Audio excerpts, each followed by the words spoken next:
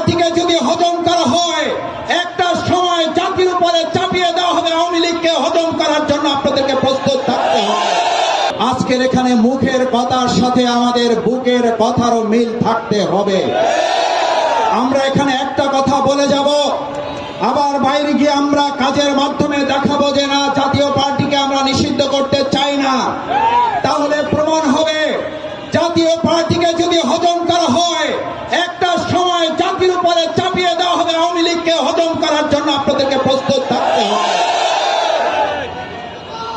আমার ভাই এবং বন্ধুগণ, নূরকে যারা হামলা করেছেন, আমাদের মাথায় রাখতে হবে নূরের অনুসারী এবং নূরের অগ্রগামীরা এখানে আছেন। আপনারা জুলাইয়ের চেতনাকে আঘাত করেছেন।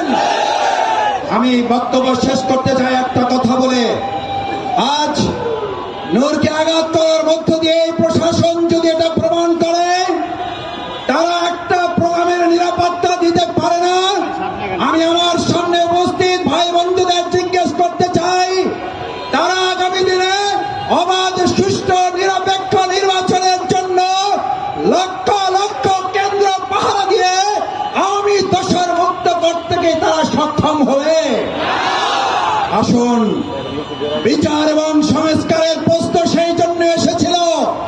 আজ এখানে বক্তব্য দেওয়ার কথা ছিল শেখ হাসিনার বিচারের দাবিতে, অথচ আজ আমাদের কথা বলতে হচ্ছে নূরের উপর হামলাকারীদের বিচারের কথা বলতে।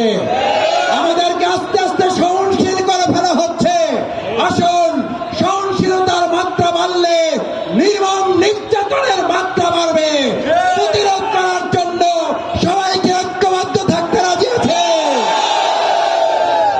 সে আহ্বান জানিয়ে আমার কথা শেষ করছি। আল্লাহ হাফেজ।